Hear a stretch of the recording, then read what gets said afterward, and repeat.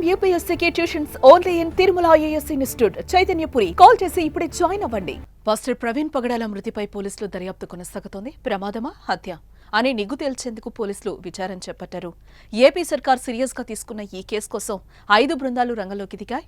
హైదరాబాద్ నుంచి విజయవాడకు 2 బృందాలు, విజయవాడ రాజమహేంద్రవరం మార్గంలో మరో 2 బృందాలు విచారణ చేపట్టాయి. ఇప్పటికే ఘటనా స్థలాన్ని ఫోరెన్సిక్ నిపుణులు పరిశీలించారు. డీఎస్పీ స్థాయి అధికార ఆధ్వర్యంలో ఈ విచారణ అయితే కొనసాగుతోంది.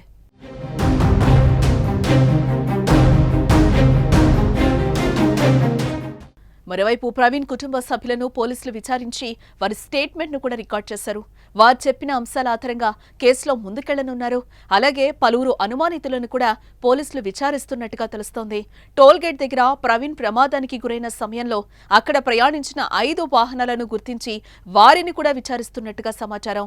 అలాగే ప్రవీణ్ కాల్ డేటాపై పోలీసులు దృష్టి పెట్టారు. ఆయన చివరిగా కాల్ చేసిన రామ్మోహన్ అనే వ్యక్తికి ఫోన్ చేసి వ్యక్తిని ఇప్పటికే స్పాట్కి పిలిపించి ప్రశ్నించారు. అదేవిధంగా ఆ రోజు ప్రవీణ్ పర్యటించిన ప్రాంతాల్లో కూడా ఎంక్వైరీ చేస్తున్నారు.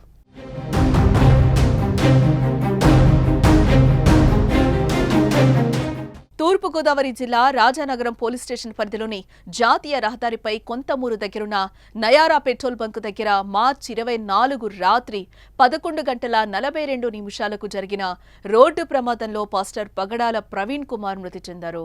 అయితే ఇది ప్రమాదం కాదని క్రైస్తవ సంఘాలు, ఆయన కుటుంబ సభ్యులు అనుమానం వ్యక్తం చేశారు. ఆయన ఒంటిపై దెబ్బలుండడం, ఘటనా స్థలిలో సీన్ అనుమానాస్పదంగా కనిపించడంతో హత్య అనే ఆరోపణలు వచ్చాయి. దీంతో పోలీసులు వారి ఫిర్యాదుపై దర్యాప్తు ప్రారంభించారు.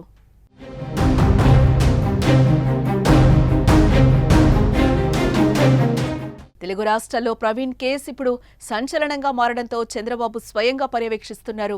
మృతిపై అనుమానాలు వస్తున్న నేపథ్యంలో డీజీపీతో మాట్లాడి కేసు వివరాలు తెలుసుకున్న చంద్రబాబు దర్యాప్తు పురోగతిని కూడా సమీక్ష చేస్తున్నట్లుగా తూర్పుగోదావరి జిల్లా ఎస్పీ నరసింహం కిషోర్ తెలిపారు.